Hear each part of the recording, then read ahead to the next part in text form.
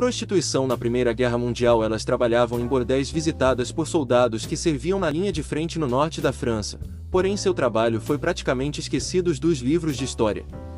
Por causa de sua obra de Holdouze, Cause and Effect, para verificar o século do fim do conflito, as trabalhadoras sexuais em tempo de guerra foram lembradas em um filme com a escritora Ollie M. Seniche. M. Seniche trabalhou com a historiadora Clary Makepeace, de Birkbeck, Universidade de Londres, para criar Vas Vores, que detalha a minoria significativa de homens que pagam por sexo na linha de frente. Conforme informações da Makepeace, uma de cada 5 confirmações clínicas em 1916 de tropas britânicas e de domínio na França e na Bélgica pegaram doença sexualmente transmissível. No momento em que os Estados Unidos aderiram ao conflito em 1917, as taxas de contaminação de doenças sexualmente transmissível teve um aumento de 190 casos para cada 1.000 homens americanos nos portos de base franceses, depois que os soldados na França receberam seu novo aliado para ir junto com eles nos bordéis. Os franceses tinham uma organização inteira de bordéis, conhecidas como maisons toleres, espalhadas pelas cidades do norte do país. Eles abrigavam trabalhadoras sexuais, que eram obrigadas a fazerem exames clínicos padrão. A Makepeace mede que um grande número de mulheres funcionou como trabalhadoras sexuais durante o conflito, seja legalmente nos bordéis, seja como prostitutas iniciantes, ou com experiência, exercendo seu comércio nas ruas, hotéis, cafés e bares em troca de dinheiro ou presentes em espécie.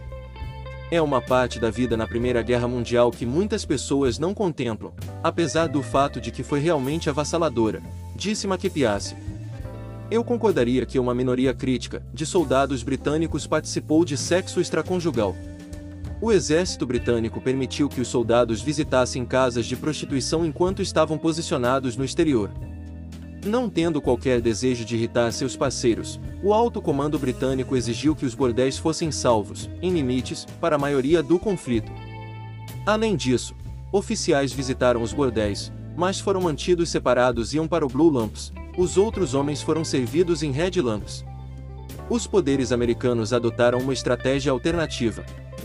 As forças expedicionárias americanas colocaram os bordéis além do campo de jogo para os guerreiros e a desinfecção foi necessária em não menos de 3 horas de contato.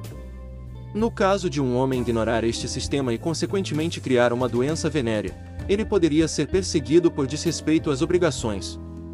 Não obstante, os especialistas franceses que trataram os soldados americanos alegaram que os poderes americanos estavam contaminados com sífilis ou gonorreia, desconsiderando as disciplinas e ordens extremas que foram estabelecidas. Havia vários pensamentos de virilidade na França e na América, disse Makepeace, fazendo sentido a razão pela qual vários padrões se aplicavam a vários combatentes. Na França, tratava-se de homens viriles, sendo sexualmente ativo, coragem e proeza sexual ligados em noções de masculinidade. Na América, a virtude não significava que esses homens fossem menos masculinos, acreditava-se que o abuso dos órgãos sexuais poderia esgotá-los. Uma contaminação de sífilis ou gonorreia exigia uma permanência médica de cerca de 30 dias para a terapia, portanto, para alguns homens esta era uma escolha atraente, ao contrário de batalhar.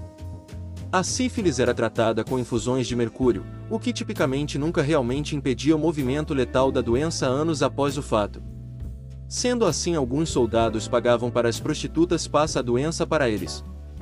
Os historiadores dizem que os soldados americanos nas trincheiras que conseguiram esconder sua infecção gonorreia ganhariam dinheiro transferindo um pouco do pus, ou glé, em um palito de fósforo de sua uretra para de outro homem, que também esperava pegar a infecção.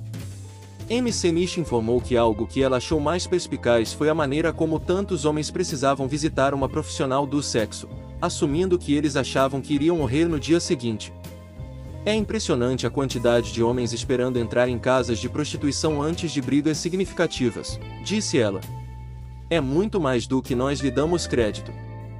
Os homens pensaram que provavelmente iriam morrer no dia seguinte, a ideia de que você nunca terá alguém que o contate agradavelmente no futuro antes de você passar adiante, deve ser horrível. Antes de uma das principais ofensivas, onde se esperava que 80% dos homens iam morrer, 300 homens estavam alinhados do lado de fora deste bordel.